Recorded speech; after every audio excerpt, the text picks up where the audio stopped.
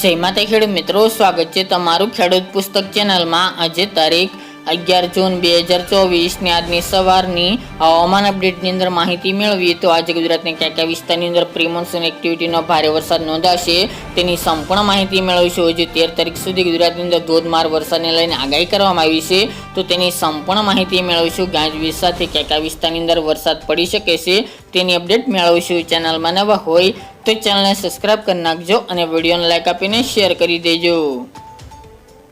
ગુજરાતની અંદર 2 દિવસથી વરસાદી માહોલ જોવા મળી રહ્યો છે, ત્યારે ગુજરાતની અંદર પ્રી મોન્સૂન એક્ટિવિટીના વરસાદો નોંધાઈ રહ્યા છે અને ખાસ તો જે અરબી સમુદ્રમાં સિસ્ટમ બની હતી તે ગુજરાતની અસર કરી રહી છે, જેના કારણે ગઈકાલના રોજમાં પણ ધોધમાર વરસાદ ખાબકી ચૂક્યો છે। અમુક વિસ્તારની અંદર 2 થી લઈને 3 ઇંચ સુધીના પણ ધોધમાર વરસાદ જોવા મળ્યા હતા। તેમજ વાત કરવા જઈએ તો હજી ગુજરાતની અંદર 13 તારીખ સુધી પ્રી મોન્સૂન એક્ટિવિટીના ભારે વરસાદો નોંધાશે।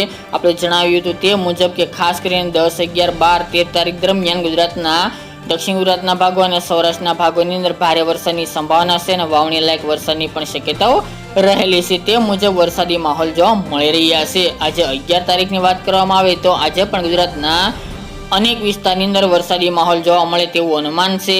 હવામાન વિભાગની આગાહી પ્રમાણે વાત કરવામાં આવે તો ખાસ કરીને સૌરાષ્ટ્રના જિલ્લાઓ જેમાં જૂનાગઢ, અમરેલી, બોટાદ, ભાવનગર, ગીર સોમનાથ, રાજકોટ અને સુરેન્દ્રનગરની બોટાદ જિલ્લાની અંદર વરસાદની સંભાવના આજે પણ જોવા મળી શકે છે। બપોર બાદ આજે પણ ત્યાં મેઘતાંડવ જોવા મળે તેવું અનુમાન છે। ગાજવીજ સાથે તોફાની પવન સાથે ગુજરાતની અંદર હજુ પ્રી મોન્સૂન એક્ટિવિટી આગામી 13 તારીખ સુધી જોવા મળી શકે છે। સાથે દક્ષિણ ગુજરાતના જિલ્લાઓની વાત કરીએ તો સુરત, વલસાડ, નવસારી, તાપી, ડાંગ, ભરૂચ, અંકલેશ્વર, નર્મદા અને વડોદરા સુધીના ભાગોની અંદર પણ આજે ભારે વરસાદની સંભાવના બપોર બાદ જોવા મળી શકે છે। હવે ગુજરાતની અંદર મોટાભાગના વિસ્તારની અંદર વાતાવરણમાં પલટો જોવા મળશે, ઘાટા વાદળો અને વાદળછાયું વાતાવરણ જોવા મળે તેવી સંભાવના છે। હાલ તો ગુજરાતના જે વિસ્તારની અંદર વરસાદ નથી જોવા મળ્યો ત્યાં બફારાનો પુષ્કળ પ્રમાણ જોવા મળે તેવી સંભાવના છે। તાપમાન 45 થી લઈને 42 ડિગ્રી આગામી જે 3 દિવસ સુધી જોવા મળે તેવી શક્યતા રહેલી છે। ખાસ કરીને અરબી સમુદ્રની સિસ્ટમ ગુજરાતની અસર કરી રહી છે, જેના કારણે ગુજરાતના મોટાભાગના વિસ્તારની અંદર ધોધમાર વરસાદ પણ વરસી રહ્યા છે।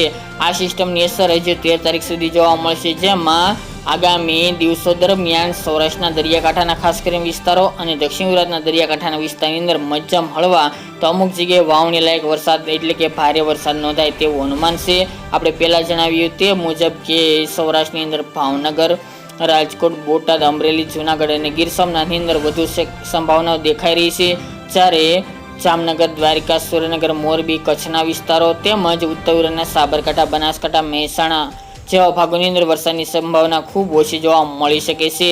તે ઉપરાંત વાત કરવામાં આવે તો મધ્ય પૂર્વ વિસ્તારની અંદર જેમાં અમદાવાદ, આણંદ, નડિયાદ, બોરસદ, તારાપુર તેમજ દાહોદ, ગોધરા, અરવલ્લી, મહીસાગર જેવા ભાગોની અંદર પણ હળવા સામાન્ય છૂટાછવાયા વિસ્તારોની અંદર વરસાદી માહોલ જોવા મળે તેવું અનુમાન રહેલું છે। ખાસ કરીને ગુજરાતની અંદર આગામી જે 3 દિવસને લઈને હવામાન વિભાગે ધોધમાર વરસાદને લઈને પણ આગાહી કરી છે, જેની તમામ ખેડૂત ભાઈ નોંધ લેવી। તો આપણે જે જણાવ્યા મુજબના જિલ્લાઓની અંદર હજુ 13 તારીખ સુધી વરસાદી માહોલ જોવા મળે તેવું અનુમાન છે।